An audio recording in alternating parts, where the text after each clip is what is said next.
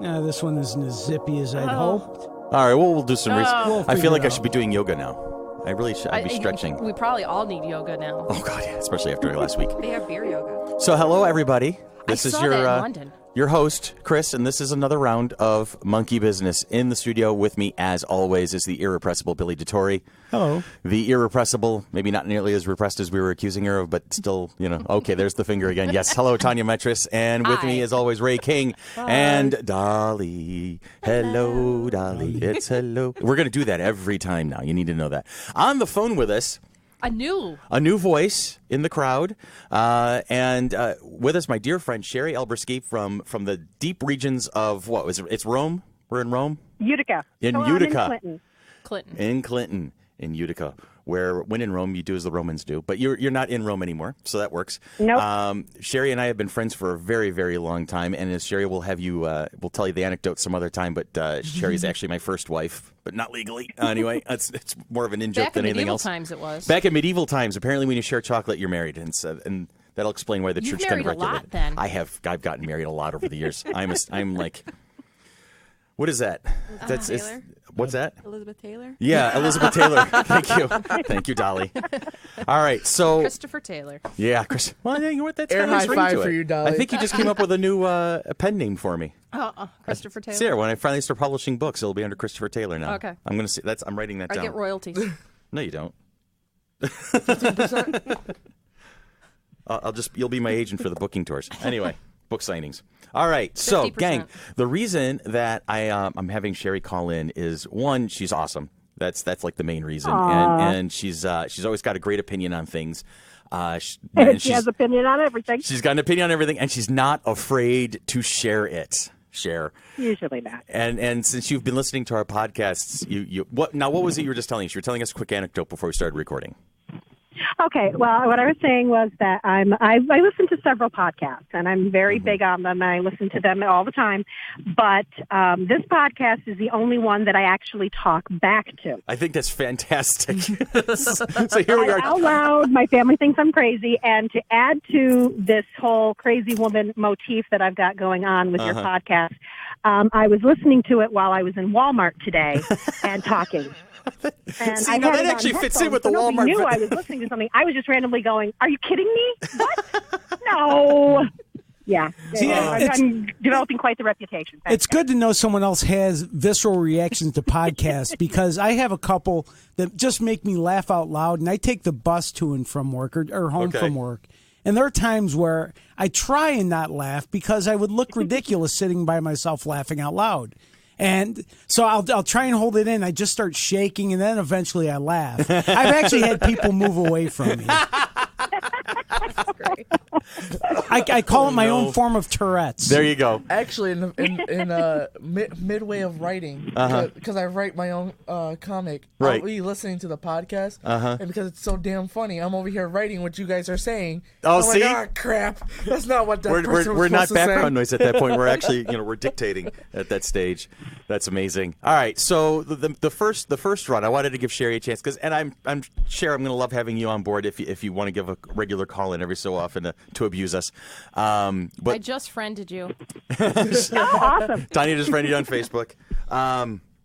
The long and the short of it is you have been very open about your opinions on some of the things we've said, and I love that because that gets the discussion going, and that's what I love. And I love it when people don't agree with me, but they do it respectfully. That's fantastic because then the discussion really kicks in, and then you learn something. Everybody gets to learn something, including me, who I've said on several occasions, usually at the beginning of podcasts or during panels at FC3 or whatever. I am not an expert. I'm just the guy who happened to be the one to stand up and say, I'm going to be the one to lead the talk about this. I've learned a lot in the past 3 years of doing this show. But I don't consider myself an expert in the field. So if somebody disagrees with me and you've got a good reason and you want to have a great conversation about it, I'm all in. And so Cheri, today is your day, honey. You are going to have the opportunity. The first topic we're going to go through is way back towards the end, I think it was right around Thanksgiving last year, we did a podcast about my personal top 10 favorite. She probably has the date sci-fi. written down. It's possible. She's good at research. It was the beginning of February. Oh, was it? Okay, so we recorded it in November. I think we recorded it in November, Okay. December, and didn't get around to airing it until like the new year. But the long and the short of it, I had come up with my list of top 10 sci-fi movies that were my favorites, or for a variety of reasons. You had to narrow it to 10. I did. It was a hard list. I admit to this day that was a really hard list, and I don't even agree with some of my Ray's choices. laughing right now. It is. I don't even agree with some of my choices because I was just trying to do the best I could. And I think I'd spent like 12 hours compiling that list and wheedling it down and whatnot. So anyway, I mean, and fair then enough. If you're a big fan of something, it's very hard to just narrow. It really something is. down to 10. And when I presented the list, Wayne was here and he'd made great comments, and you guys kind of picked apart and you added some things and whatnot. And so and then that conversation just kind of fell by the wayside. Now, Cheri has brought it back to the forefront, and she's been talking to me about it and mentioning it and this, that, and the other thing. She had a chance to come to town recently, and we got a chance to hang out, and we were chatting about it. And I'm like, this is going to be great. I'm going to give her a platform. I'm going to give her an opportunity. So, Cheri, I'm going to let you have the floor, honey. Grip it, and rip it, as they say in golf. And I want to hear what you got to say about this list. I can't even remember the list. Okay. Well, we'll go through it, and I'll just explain. Okay, first of all, I really sat down after you and I talked about me coming on today. Mm-hmm. I sat down, re-listened to it, and tried to figure out what I agreed with, what I disagreed with, and if I did disagree, why I disagreed with it. Okay, sounds I good. didn't want to just. I mean, I'm sorry. Your number 4, 2001. I just disagree with it because I think it's one of the most boring movies ever made. And you know what? I agree. It's not an exciting. We're so used to explosions and action and adventure and tension and things like that. I picked 2001 because I felt, and I think I said this at the time in the podcast itself. I liked what it meant to the genre. It was something new. It was something different. It was something surreal. And it had these great visuals, something that really had not, until that time in the 60s when it was produced, had really not been explored. So I thought it was an important movie in terms of what it meant to the industry at the time that it was produced. I didn't, my personal opinion is I agree with you. It's very slow. It's very methodical. It's very kind of... Makes no sense. Well, then there's the time, when you get to the montage at the end where it's kind of, it blows your head. You really should be... probably on something or drinking something heavy at that point to really appreciate the... I think the I don't director think I've was. ever seen it. Well, you know what? You're really not missing much, but I had Except added for it like to the an list hour because... and a half of it's a couple hours. Napfest. Well, no, not really. I mean, like I said, there's a strong sense of visual and imagery and allegory, and there's a lot of poetry to it in its own way if you look at it from a certain standpoint.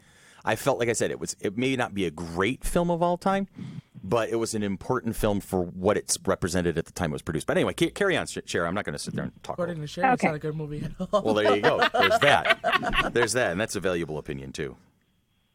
Okay, so for the ones that you had on your list, I'll just quickly go through the ones that I had no problem with that I think are fantastic also. Groovy. Fifth Element. Okay. Love it. Yep. Yes. Love that movie. It's definitely one of my, it comes on the clicking stump. Okay. Yes. Yep. Close Encounters, while not one of my favorite movies, it is an amazing film. It's not something that I would sit down and watch over and over again, but it is something that every sci-fi fan should watch at some point, at least once. It's definitely an important one. I think I saw it on the Sci Fi channel. Is that the one that's got the big mountain at the end? Yeah. Okay. With Richard Dreyfuss. Yeah, well, I Yeah. couldn't remember tell you now. who's in Yeah. it. And I will agree with you with the version of Time Machine that you chose. I prefer the remake. Oh, I love that kind of The most recent validation. one. Yeah. What was it about that particular? I really like that one. What was it about that one that in particular that caught your attention? I think it was in some. Okay, the earlier ones were more true to the actual text of the story in some ways, but I think that one was more true to the intent. Okay. The wonder of it. I mean, I don't need something when you're making something from another form, like a book or a play or something. I don't need it to be perfect. I need it to invoke the same emotion. There we go. And I think that one did that better than some of the earlier ones, which were a little too clinical for me. You should have seen him They were- dancing in the studio just now. I was doing a little jig. It was like one of those inflatable. Yes. yes, arm one of things. those. It looked exactly It's like one of those it. inflatable sticks that has the He kind of that looked waves like around the in front of Spider-Man's, but like upward. Yeah, I was doing the drunken giraffe, but it's all good. No, it's always good when somebody when you realize somebody is seeing something the same way you do. That's just kind of that was cool. So thank you for that. I appreciate that. Kind of refreshing to always hear that somebody agrees with the remake more than the original. I mean, I get Wayne's original point about the classic. I get it, and there's something to be said about the classic version. It's not a bad movie, but No, it's a very good movie. Yeah, but me personally, when I compare one to the other, I'm going to go with the newer version because of that level of intent, rather than sticking to the the script, as it were. All right, Absolutely. I feel a butt coming on. No, not yet. Okay, good. I have a couple more to say good things about. All right. Actually, can I go back real quickly to 2001 Absolutely. because I've never seen 2001. Okay. So I googled American Film Institute, who is like the list masters of all great movies. According to them, it's the greatest science fiction movie of all time. Wow. Which I have no opinion about. That is a movie for critics. That is a movie for directors. Right. That is a movie for visual arts. That is not a movie that It's for is consumers. really was meant for anybody but the people who made it and their buddies. So, Cheri, we In can my boil it opinion. down to 2001: A Space Odyssey is basically an art piece. Well, I Pretty can much. understand that. 'Cause Yeah, as a and you're a cinematographer, Dally. I love the movie Citizen Kane, but like some of my younger friends who've tried to watch Citizen Kane, they're like, "This is boring. I don't understand it. Like, I don't see what the big deal is." But as cinematographer, that was the one movie that started a lot of the different type of camera angles, and he was an innovator in his way Right. with filmmaking. So I can understand like that aspect of loving a movie because of its like role in the in the industry. So, like I said, that boils down to why I put it on the list in the first place. Was not so much because it was this amazing, awesome, meaningful thing for all the ticket holders, but it was an important piece to how the industry approached the genre. So so that's cool. That's It we has can work a lot with of that. high ratings. It does have a lot of high. You know what? And I'm going to tell you something. In my personal opinion, I think it has a tremendous amount of high ratings because people were told to have the high ratings of it. We've people who claim to be experts like us here. We talk that movie up so much, and film teachers and artists and critics will say this is a great movie. So people will look at it and go, okay, 2001: Space Odyssey, great movie. Yep, great. Yeah, we heard all about it. It's awesome, and I'll give it 5 stars, even though they may have seen half of the movie or maybe have never seen the movie at all. But they'll just register it automatically as a great movie because, politically speaking, we Americans are great at being sheep. So there you have it. So anyway, carry on, my wayward girl. What you got next for me, Cheri? Okay, the Alien movies. The Alien movies. Fantastic. Yeah. The Alien franchise is fantastic. I think Ripley is one of the great characters of sci-fi ever. Okay, and I will agree with you hands down on that one. And I don't think it would have been successful without Sigourney Weaver. I don't think I'm ready no. for this for this new movie that's coming out though. But let me ask you this: does the Aliens franchise have weak spots? Yes, of course Okay. it does. Everything has weak spots. Right. Pretty much everything after the third movie. Okay.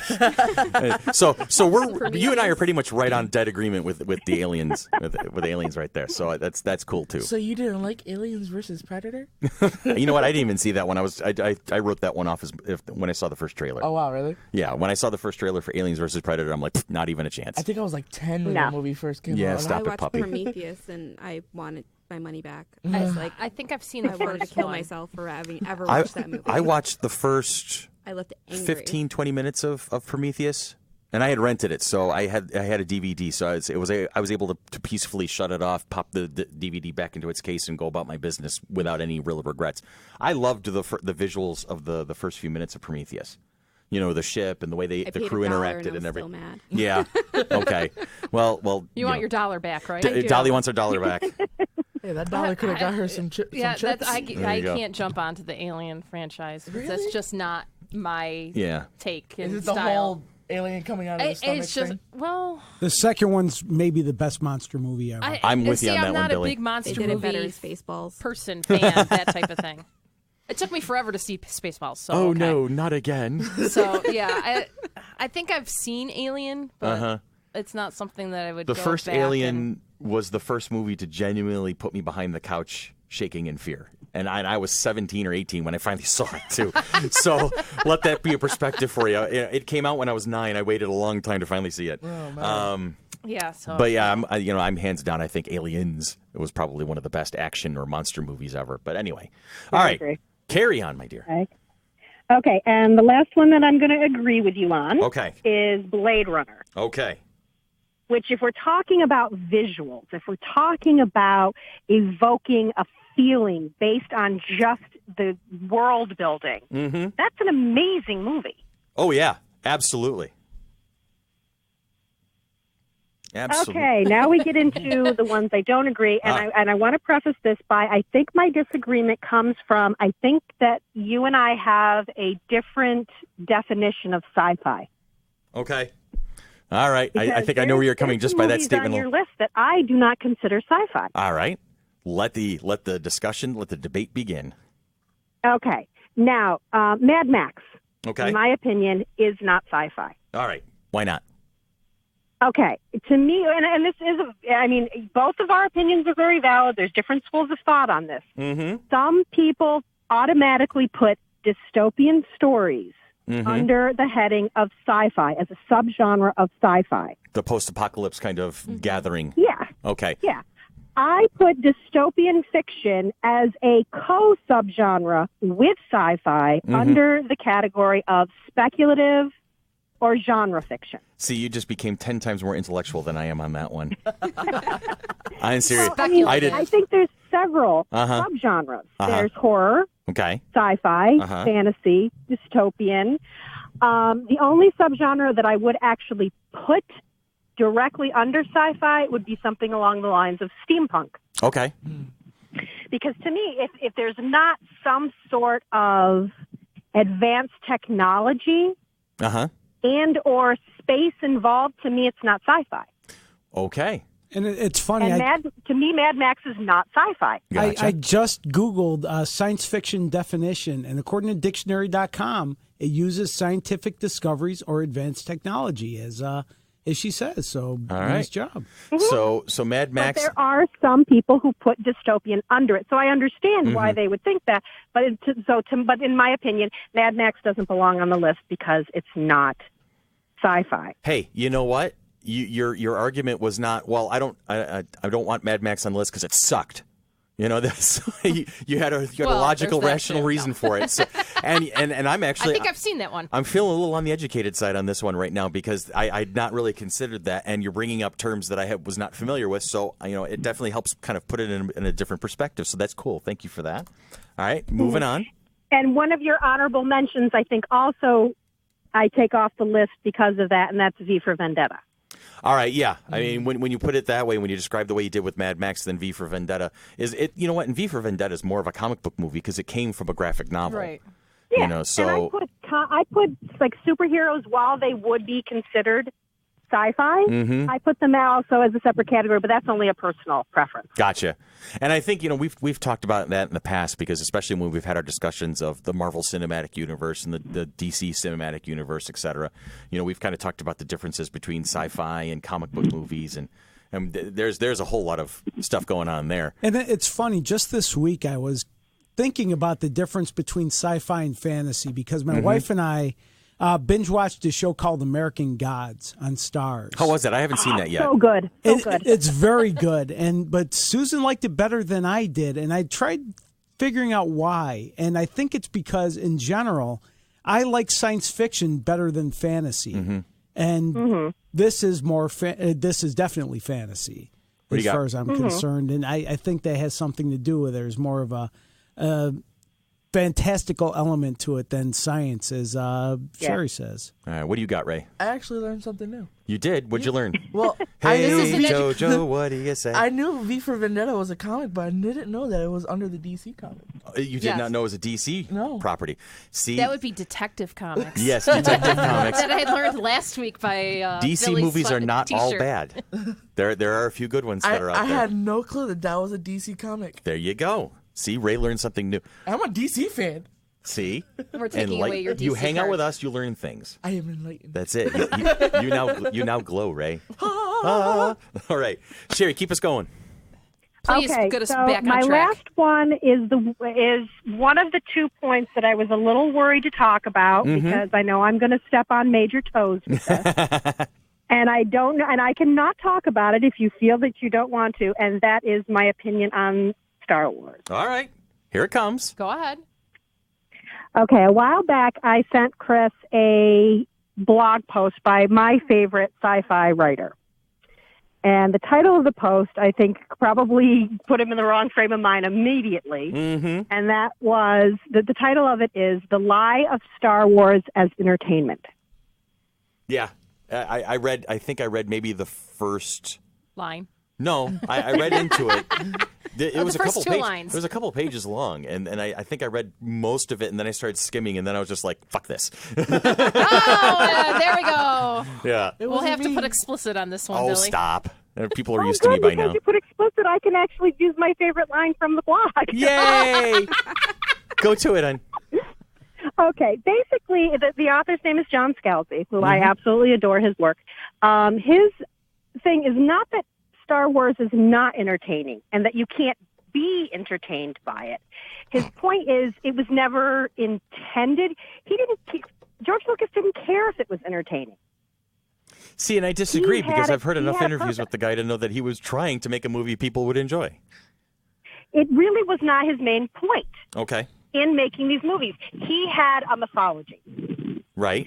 And he was going to, the whole story was not to entertain, the story was to further his mythology. Mm-hmm.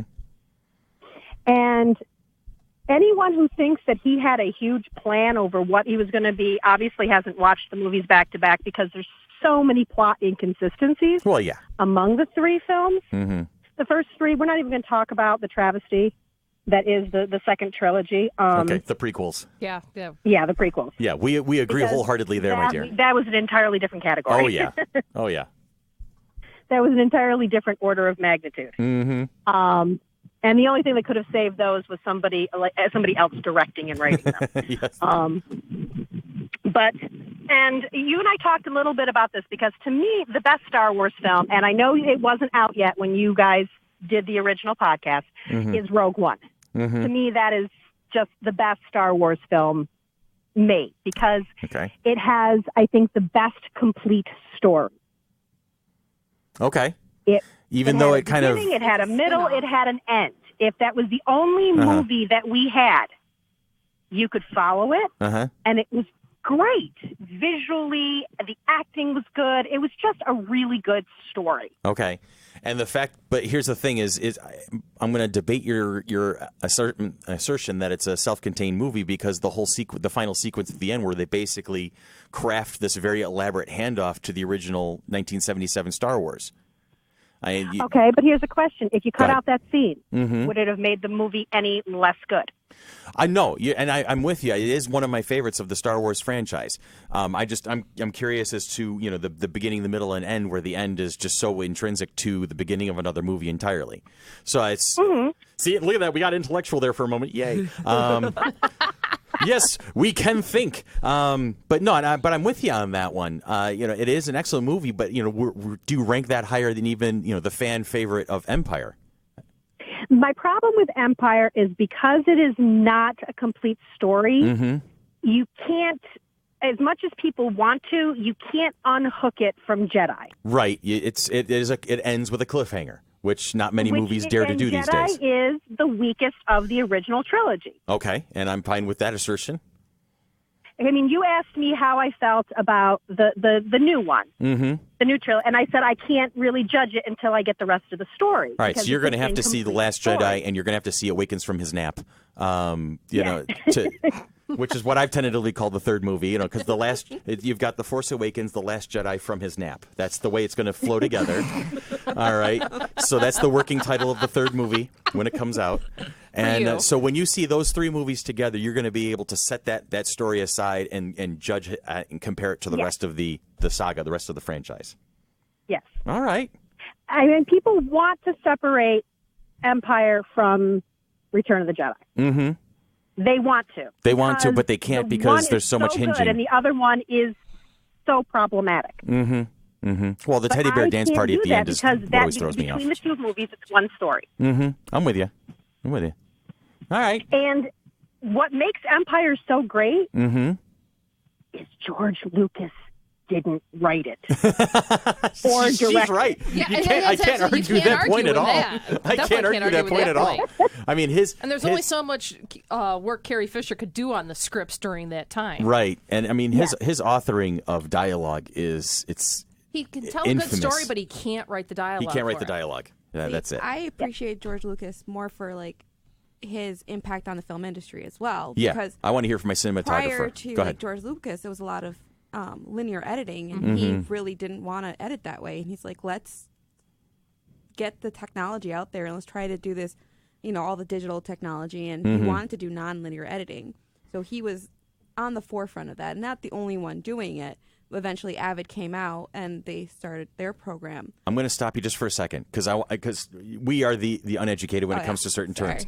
So tell me a little bit about the difference between linear and non-linear editing. Linear editing is basically reel-to-reel, where you're actually splicing the video and connecting the actual film. Okay. Where non-linear is when you put it on a computer interface, and now you can edit this scene before you come and edit that scene. You can move things around more. Okay. You don't have to edit in order. All right. So you're not building the movie from beginning to end. You can kind of put the pieces together. Because a lot of movies aren't shot from beginning to end. Right. You shoot the end today, you shoot the beginning tomorrow, you shoot the middle some other day. It's not shot that way, so he wanted to edit that way. Sean Astin actually had an anecdote about that when they were doing Lord of the Rings, The Return of the King.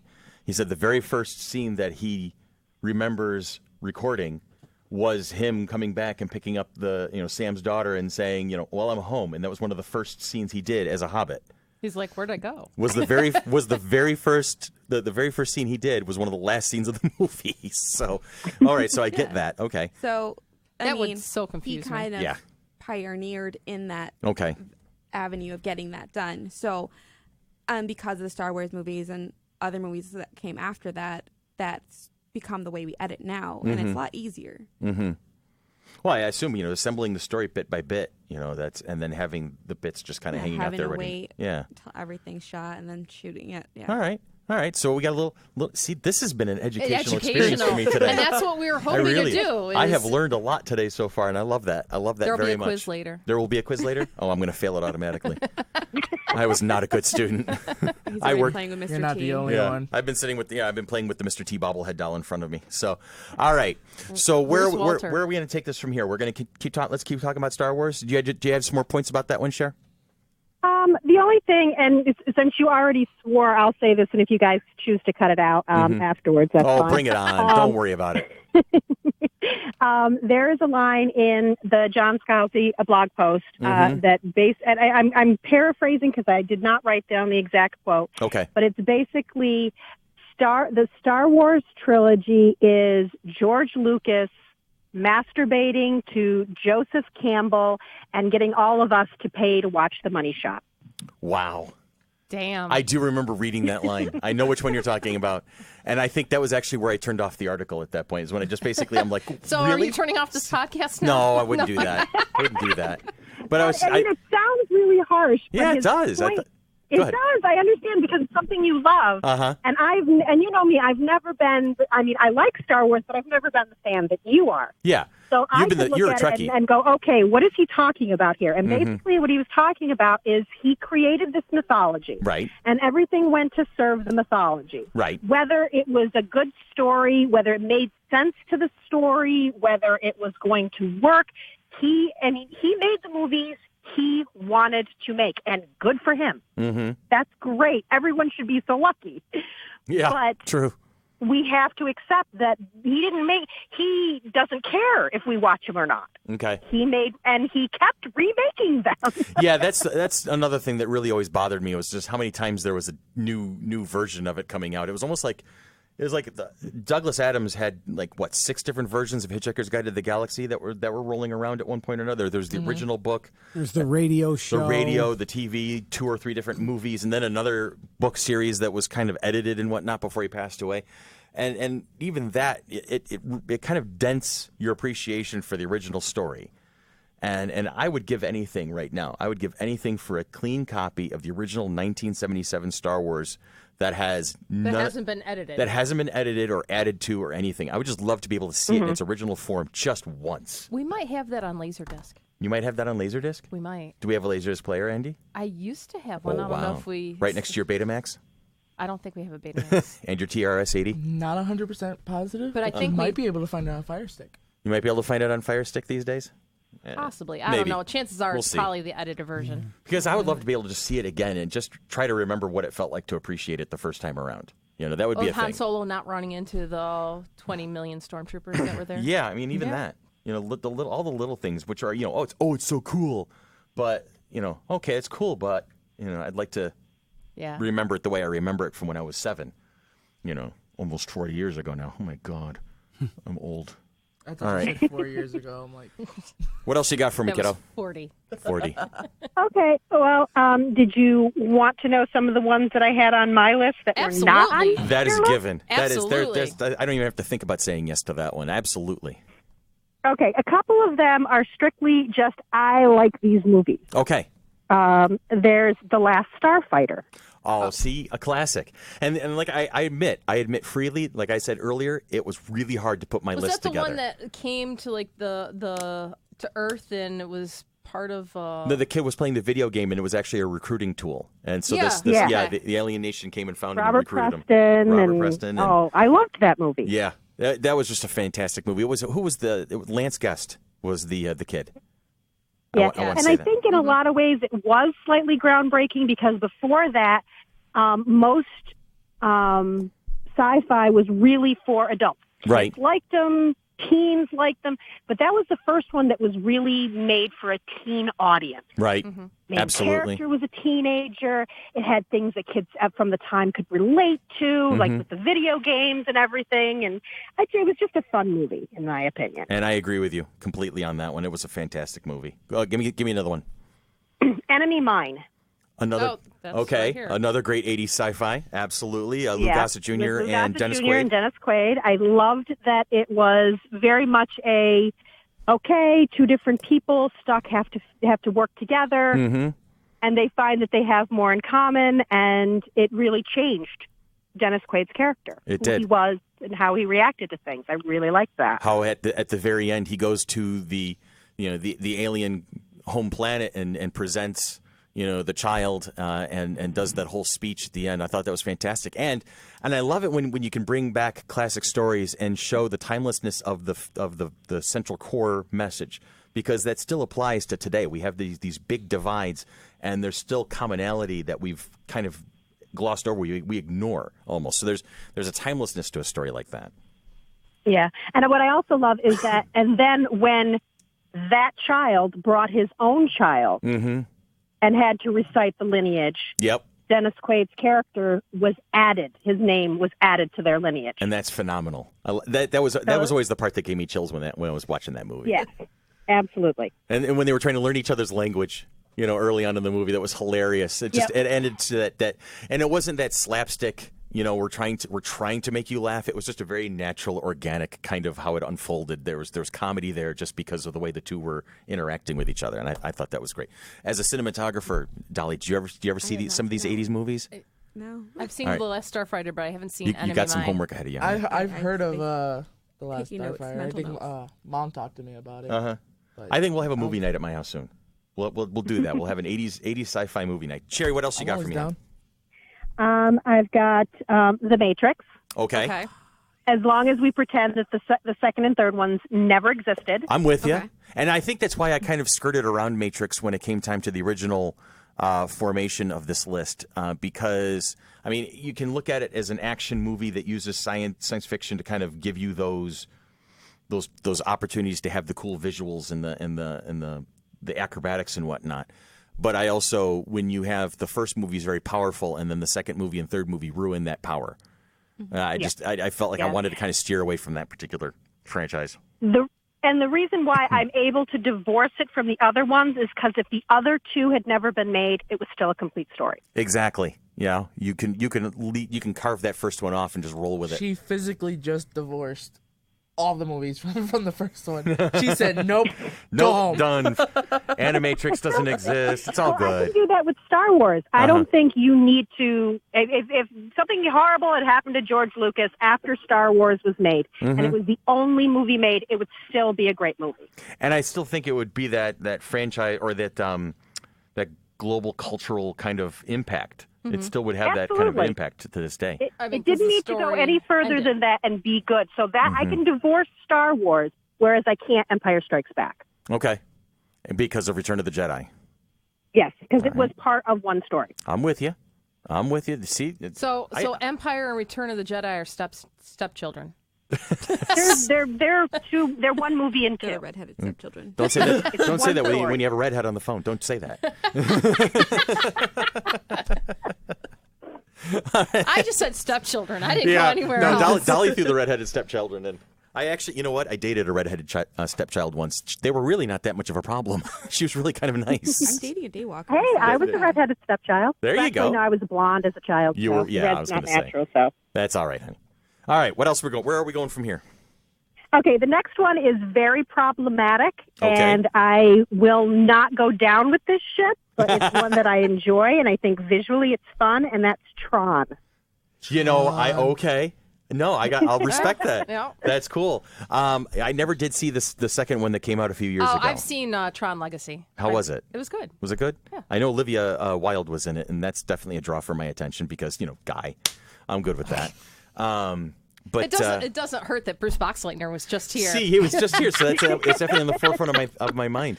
No, Tron is definitely a quality add to the list. I won't argue that one. Now, was Tron the one they were on the bikes and they were going all around? And there was the game. You live in the computers. It was, I think, our first in-your-face exposure to an imaginary version of it, nonetheless, but virtual reality. That was our first introduction to virtual reality as a thing, as something that would pop up in literature and in film and TV and stuff like that.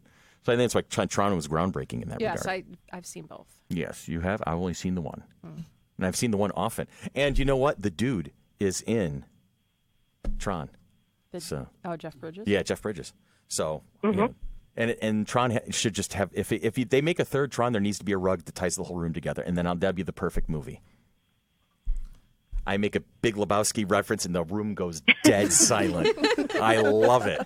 That's not one of my favorite movies. Now, if you talk to Randy, he absolutely. Loves Your husband loves the Big Lebowski. But anyway, all right. So where are we going from Tron?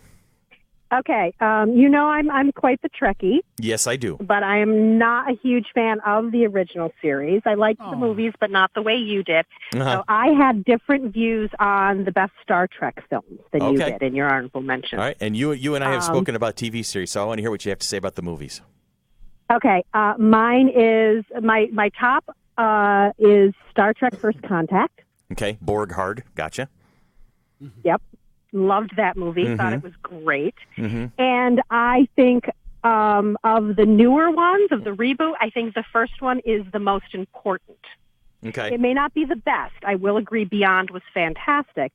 But if the first one, if we hadn't been able to, as a viewing audience, accept the recasting of these characters, the next two never would have happened. Yeah, absolutely. The first one told us we could do that. This was possible, and it could be enjoyed. Now, I have experienced a lot of JJ hate out on the internet. I'm not a fan of the reboots. I know you're not a fan of the reboots, Billy. I'm going to ask you why, because I know we've talked about it before, but I know Cheri probably has not heard that because some of our discussions have been off air. But I'm going to say that for me, the reboot was phenomenal. I really enjoyed that first movie. Into Darkness was a little squishy because they did a retread of Wrath of Khan, which I didn't particularly appreciate. But I thought it was better. Yeah, I mean, there's if ends, little bits. I didn't think it was a great movie. I didn't think it was a bad movie. But then I thought it was better than Wrath of Khan. You think it was better than Wrath of Khan? Really? Yeah. Okay, we're going to come circling back to that because I really need to.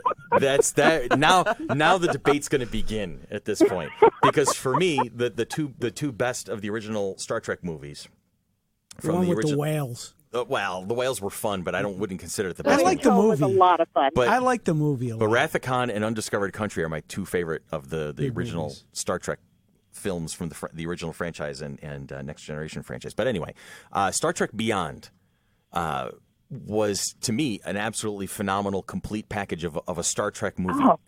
I really enjoyed it. It was great. I thought it was phenomenal. There's a lot of people, I think a lot of people who are espousing the JJ hate out there have been doing it just from the beginning because they were ready to resist change from the outset. They didn't want to see it ever happen in the first place. So they're just going to go ahead and automatically hate him just because, it wasn't done right as far as they were concerned. But, whatever. If you didn't go into there with an open mind, then you're going to lose out, not me. But you said Into Darkness is better than Wrath of Khan. That's fighting words. Yep. Them's fighting words. Let's go. Let's bring it on, Blondie. Let's have some fun now. She's not blonde. Well, she isn't at the moment. All right. So, what makes Into Darkness a stronger movie? I think it's better cast. Mm-hmm. I think it's better acted. Mm-hmm. I think it's better visually. Mm-hmm. You got to understand, I've watched the original series, Star Trek, Mm-hmm. and it's my least favorite of the Star Trek franchise. Right. And I know that puts me definitely in the minority. Mm-hmm. I really don't like William Shatner. He annoys me. Well, is it him as a person or him as an actor? I mean, the way he played Kirk the part. I'll agree with you. He's not one of my favorites either. I liked him better on the TV show than I liked him in the movies. I think in the movies is where we really see this. He's out of his depth. Oh, wow. I agree. Okay. I'm a huge fan of the not a great original, actor. but yeah, he's problematic at best. Okay. Now, I mean, we can. I will praise Benedict Cumberbatch up, down, left, right, and center. I mean, I at one point was watching the original series of Sherlock, and I'm like, this is the only man on the planet who would actually make me consider going gay, for crying out loud. But putting him, Even Stranger. Dr. Even. There's a parody coming to a Pornhub near you. But really casting him as a Persian. Genetically enhanced. That was my only issue. Yeah. The whitewashing of the character right. bothered me. But you know what? Ricardo Montalban? I thought he was phenomenal. Wasn't Persian either. Well, no, but he was able to, I think he had the look, the feel, the vibrato, this bravado is what I meant to say, not vibrato. Wow. Christopher, go get some more sleep. You anyway. just created a new Pokemon. Yeah, I did. Did I just create a Pokemon? I feel sad about that for some strange reason. But, the presence on screen of Ricardo Montalban as Khan, that's just one of those things that makes that movie work for me the most. The Too over the top. Too over the top for you. Yeah, but isn't that what some of that stuff is all about, though? Hmm? Isn't that what some of that stuff, especially from the era of the 70s and 80s, that's what it kind of is all about?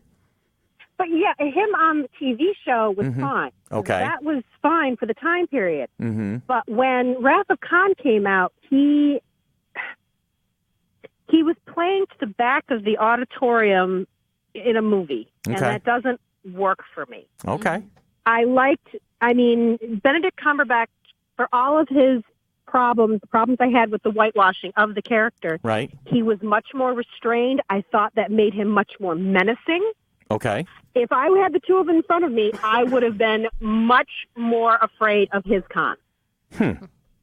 Because he wasn't going to scream in your face all the time. Mm-hmm. There was an intensity that made him so much scarier. And this is supposed to be a perfect man. Right. Genetically altered. Yet he played him like he was a 30s villain. Okay. He should have had a mustache that he was twirling. Curses! I would have gotten away with it if it wasn't for you terrible meddling kids in your mangy starship. Anyway, okay. Should I shave my mustache, Dan? You don't have enough of a mustache to shave, Ray. I used to. It's I don't crazy. know what happened. You've got like the big lumberjack beard, and then there's like this like a dead caterpillar across your top lip. It's like, what the hell happened to you, man? I don't know. Throughout high school, it was there. It was prominent, and then like I left high school and. Sherry, you've listened to enough of our podcast. You should be used to tangents like that at this point. Yeah, absolutely. All right, so I'm going to have to agree to I understand your points. Yeah. I just, I mean, because for me, here's the thing: if Wrath of Khan did not exist, if Star Trek II was an entirely different badass movie that everybody loved, and then Into Darkness comes along and they tell the same exact story that they did in Into Darkness as it is right now, then I wouldn't be as bothered. But when you see so many strong similarities between Star Trek II and in fundamentally the JJ Star Trek II, it's just like, okay, guys, come on. You could have gone in so many different directions with it, and you did that. Like when Kirk is dying in the reactor when it was Spock's turn in the original movie, and Spock is there outside the door, and he does the whole Khan scream. It's like... that movie lost me right there for about 5-10 minutes. I was just like, I'm going to get on my phone now and start texting somebody about something completely different because I'm so angry about that at the moment. Yes, Ray? As I said, this was not something that I knew that we were going to disagree on this one, and I'm okay with that. Yeah, absolutely. Ray's got a point. He put his hand up like a good boy. Go ahead. As somebody who's not, sorry, don't kill me. As somebody who's not a fan of Star Trek either. I'm that's not a fine. Trekkie either. No, that's fine. But who likes the newer ones over the older ones. I kind of feel like the new ones were meant for us. For the new generation. For the new generation. And I understand that completely. Because absolutely. When I went and I saw did the first Star Trek even have a second title, or was it just Star Trek? Star Trek: The Motion Picture. Okay. Well, yeah, that one is terrible. That first one is god awful. I mean, it was a drain. Yes, it was, but I'm not a Star Trek fan, but I was able to say it was still a decent movie. I watched it because Captain Kirk was hot. To be honest. Now you know how me and Chris felt when we went to go see Wonder Woman. I have not seen Wonder Woman yet. As of the recording of this, I have not seen Wonder Woman yet, and Neither has Dolly. That's hurting my. Dolly. Dolly has a reason. Dolly has a reason she didn't want to see it. I mean, I've been wanting to see this movie because God, Gal Gadot. Anyway, but I've seen teenage boys with more body than her. When I. All right, thank you for playing, everybody. That's okay. There we go. I tell you. But I've seen the movies afterwards, and I have seen the older ones later Star on. Trek. Finally, because my uncle owns them, so I was like, okay, I'll borrow them, I'll watch them, see what they're like. Right. And I personally prefer the newer ones, and that's cool. That's fine. Is my microphone still on? Am I still here? Yes. I'm still here. Okay. For a minute there, I was wondering. Did we mute you? It's been known to happen. I also have to agree with the whole William Shatner thing. I'm sorry, I don't know. Well, There was. What movie did he die over and over and over again? They could William Shatner? Mm-hmm. Could they not keep the doing Star that? Trek movie. A Star Trek movie he died over and over again? Oh, it was Generations, with the handoff one where it was the first of the Next Generation crew. He died like 2 or 3 times. Film.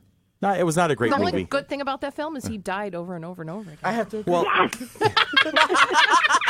going to make a comment about Star Trek Generations, and then I'm going to let Cheri get back to her list. The only other thing I know Or I'm about... going to let Ray She talk agreed with me first. there. Sorry. That's okay. Go ahead. You finish your thought. Oh, the only other thing that I know about Star Trek is pretty much what I learned from Big Bang Theory. Okay. And- See, wow. And okay. and what's his name? Who's on there with them? He used to be on Star Trek too.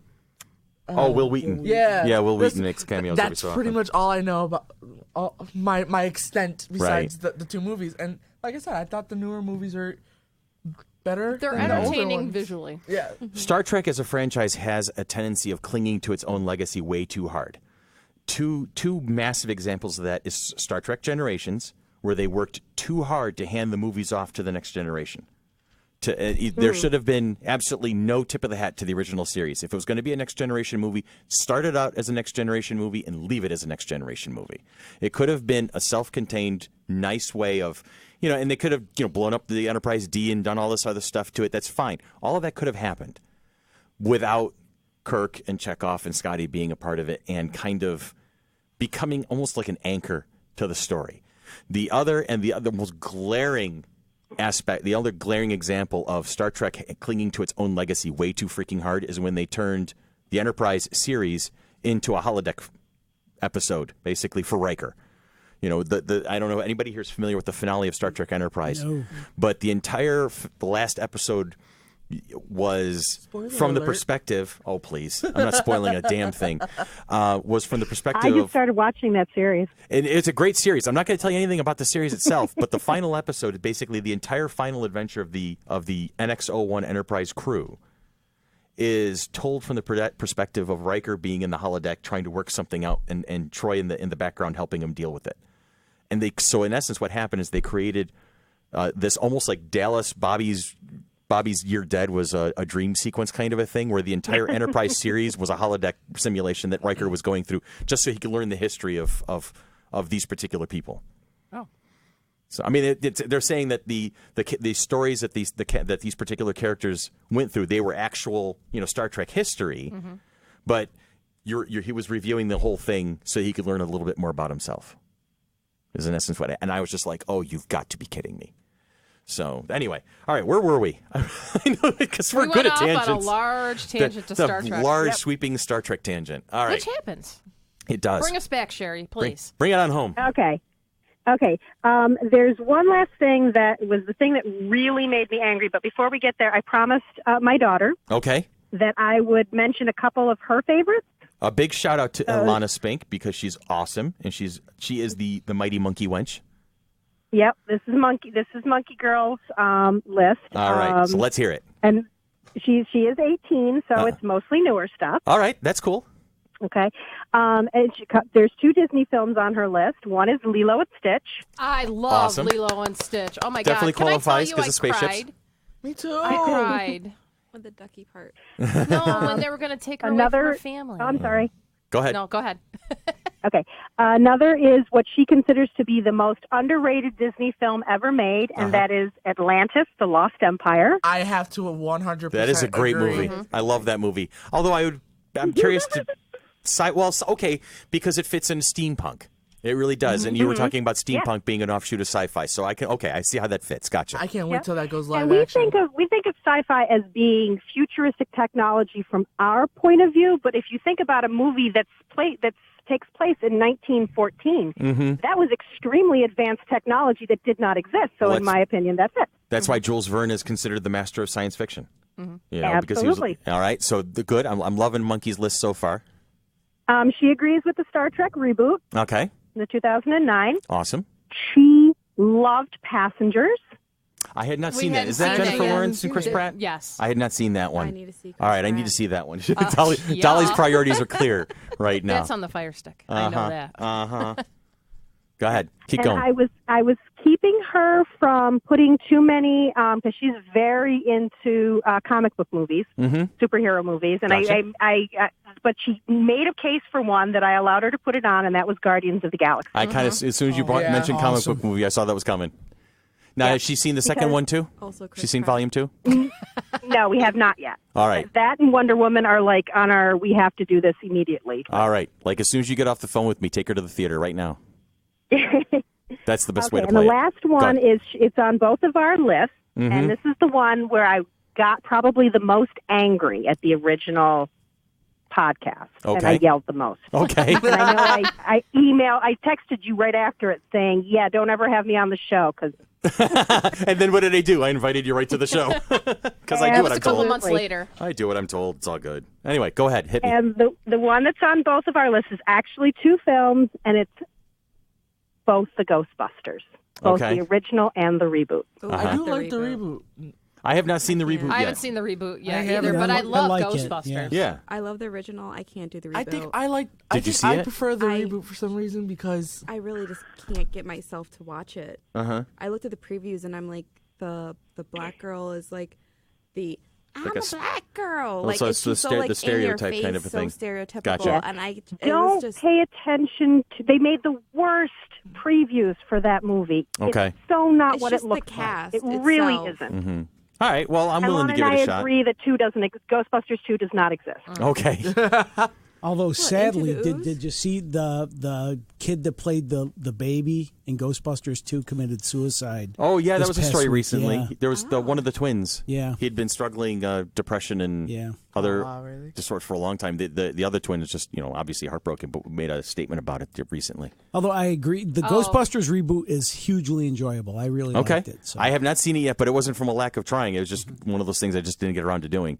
See, so for me, the go ahead, reason why Del. I couldn't watch it is because, I mean, you have Ghostbusters, Uh-huh. the original, and it didn't seem like they were like just an offshoot. Like a lot of the movie, like 21 Jump Street came out, and they kind of did a little nod to the original series. And instead of doing like that, like kind of like a nod to the original, they kind of just try to remake it. And I thought it was something that they did a nod in need that. to be Every remade. cast member is in it. Okay. Every cast member that wanted to has a cameo in the film. Or was able to because Every Harold Ramis one. isn't with us anymore. Oh, there's a bust there- of him. He was not forgotten. That's That- awesome. There's a bust of him outside of Kristen Wiig's office. In Okay, Were they good. as Yep. their original characters, though? No. No. No. See, that's where my problem is. All right, so again, that's where you're saying instead of just a nod back, they should have they rewrote it instead of doing a nod. Yeah. Is what you're saying. Okay, I get that point. Okay. All right. The reason go why, ahead. when you guys were discussing it, that I got so angry is because there was a lot of, oh, I haven't seen it. Oh, I haven't seen it. The one that said yes, it was enjoyable. And then one person, I can't remember who it was, says, yeah, I'm never going to see it. I don't remember who it was, but I like it how wasn't. you look at me, Ray. Yeah, she wasn't. She wasn't even a part of that one. I'm It was like, a male voice. It was a male voice. It may have been Wayne. It might have been Wayne. I'm wondering. It might have been. Yeah, it was. No, you know what? I know who it was. It was Tony. Was it Tony? Tony said that because Yeah. Tony can be very opinionated about certain movies based on trailers. I've noticed that about him is that he will definitely put his foot down and stick to his guns on that one. And well, I give him credit. He's 19. He's got a lot to learn yet. So Yeah. My issue with this film is Mm-hmm. that I've heard so many people, and I'm sorry to say it's mostly been men, Mm-hmm. who have said, oh, my God, this is just awful. You can't remake Ghostbusters. I love the new How movie. many classics? My How God, many they're versions remaking everything of else. Why Spider-Man not? Mm-hmm. Have you sat through? How many versions of The Time Machine have you sat through? How many versions of all of these superheroes have new, every couple of years, Batman gets redone? Right. And people are like willing to give them the chance. I What is need. so hollowed I'll tell you what about I'm going to Ghostbusters? see. And they're so close to running completely out of ideas. I'm expecting a remake of Attack of the Killer Tomatoes at any time. Oh, I got it. And I would go see that. I'm sure you would. I'm sure you would. I'll be in the theater for that. That see, we'd be in the front row. It's like all the Planet of the Isn't it Apes George movies that are Clooney? coming out. Isn't George Clooney in Attack of the Killer Tomatoes? I don't think George I think Clooney he's is in in the Attack of the second Killer one. Tomatoes. Hold on, I'll look. We'll He's in the look. second one. I We just wouldn't don't doubt mention. it. We just don't mention George Clooney being in Batman. That's it. We replace. We take him out. Val Kilmer was worse. I respect They Val had Kilmer Attack over of the Killer over. Donuts. Attack of the Killer Donuts. Yeah. Wow, is that a documentary about Dunkin' Donuts or No, It's a Tim Hortons? documentary about diabetes. Diabetes. Diabetes. Diabetes. All right, so you were shouting and screaming because we didn't. 1978. Okay, so you're shouting and screaming because we didn't include Ghostbusters in our original list. No, because of the way it. No, I mean, I don't have a problem. I mean, Okay. people can have what they want on their list. Gotcha. It was this whole idea of so many. Well, yeah, I don't want to see it because how can they remake Ghostbusters? Ghostbusters. Really, I mean, it was a great film. It was funny as hell. Yeah. But I think that the second one, I laughed hysterically. I've seen it 4 times. Okay. I've enjoyed it every single time. I'm looking These here. are some of the best comedic actors, not just actresses, but actors out today. Mm-hmm. And I they disagree. were I think amazing. they're over top. It was not a reboot of the exact same story. It was their own story, Okay. which I liked. I had a lot of people tell me, oh, yeah, I don't want to see it because I don't want to see them do the same story. It's not the same story. Oh. It's people in a situation that is somewhat similar, but it's not exact. All right. And I think they were respectful, and I think they did a really good job of it. And I think that any movie that makes $229 million, people need to stop talking about it being a flop. I'm with you on that one. I didn't see that, and that last piece of information I definitely agree with. Now I'm going to come over here to Dolly because you, Cheri, had made a statement of talking about extolling the the virtues of Kate McKinnon and Melissa McCarthy and Kristen Wiig and Kirsten Wiig. Kristen or Crit doesn't matter at the moment. I think they're all very over the top, and I don't know. They remind me of like when you're little and you're watching Nickelodeon and all that cast. Like, I'm so in your face. I think isn't that important for a comedy though? Too over the top. You think so? I think there's something like that. It's Go ahead. cheesy to me. Okay. How are they any more over the top than Bill Murray and Dan Aykroyd? Mm-hmm. I mean, Dan Aykroyd is caricature of Dan Aykroyd really half the time. I mean, in the original podcast, somebody said, yeah, it's just like it was just an SNL skit. Well, what are all the original guys from? I think SNL the Blues alumni. Brothers... I think it was great that they used SNL alumni for it, because that really was where it came from. I mean, other than Melissa McCarthy, that's where they all came from, and that was great. Well, I will freely admit I cannot comment on the reboot Ghostbusters because I simply have not watched it yet. So I've not been resistant to it. It's been one of those things that just has not happened, and I will make a point of fixing that as soon as I can. But first, Wonder Woman is a priority. And George Clooney was in Return of the Killer Tomato. He was in Return of the Killer Tomato. Yes. Okay, all right. I'm trying to find the worst possible funny ass spoof movie to make. Oh yeah, they'll do a remake of this, and you guys actually find that they've already done it. That's awesome. Well, they had like 3 or 4 of those. They made a movie out of board games. That's true. They have Jumanji and Battleship. They have Sharknado. Came out after the movie. I got it. Wait, I got it. They've even had more. What? They've had Return of the Killer Tomatoes, Killer Tomatoes Strike Back. Oh my God. Killer Tomatoes Eat France. Wow. And I have going seen to every Paris single one of them. You have? Yes. That's I love amazing. awesomely bad movies. Billy, here's... If you like awesomely bad movies, go on YouTube and look for something called It Came from Hollywood. Oh, I love that movie. That's a great movie. It was all old SNL people who were going through and talking about bad sci-fi movies. It was Mystery Science Theater before Mystery Science Theater existed. Yes. I actually saw it at the theater. Awesome. That's amazing. All right, here's one. Here's a remake I want to see. Are you ready, Billy? Yes. This might be obscure for a couple people. Okay. I want to see Plan 10 from Outer Space. Oh, that'd be awesome. Let's see if it happened. There's Plan 9 from Outer Space. I want to see Plan 10. It's an 1995. No. Happened. Are you kidding me? Does that really exist? 1995, yeah. Are January. you? Oh, my God. I was like 1. Can you try harder? I can't even. Stephanie Russell and Karen Black, who you may remember from the Airport movie. Oh, my God. So that movie actually exists. Here I am trying to reach out into the imagination, and people are actually... remake Troll 2. Huh? This remake Troll 2. Troll 2? Yeah. Okay. Can we just get Gremlins? It's official at this point, people. They're out of ideas. Hollywood is out of ideas. Can we just get Gremlins? Gremlins? I love I think Gremlins. they were talking about There was a making another Gremlins too, one. I thought at one. Yeah, there is. There's a Gremlins too. Actually, No, I'm talking about like... You want a new Gremlins? You want it one. Well, actually, the guy who was in the Gremlins movie, like the one who owned Gizmo, he's actually been talking about trying to get a new Gremlins movie. I saw him at a panel in Okay. Toronto last year or 2 years ago where he was saying the exact same thing. Yeah. Good They were God, talking John. about filming one. All I right. read a lot of articles. Well, here we are. I'm going to say at this point, I'm looking at my watch and I'm like, we have reached the end of this particular conversation for now. A huge thank you to you, Cheri Alberski. So much appreciated to have you on board. And we are definitely going to call you back and have you on more casts in the future, dear, because it was just way too much fun to have your input on things. So I'm going to wrap this one up. So for Billy, for Tanya, for Ray, for Dolly, for Cheri, and myself, this has been Monkey Business, a product of the Mighty Monkey Corporation. Purveyors and producers of the Flower City Comic-Con, coming at you June 9th and 10th of 2018 at our old homestead, the Rochester Riverside Convention Center. Like us on Facebook, www.facebook.com/FC3ROC, and we will see you all next week.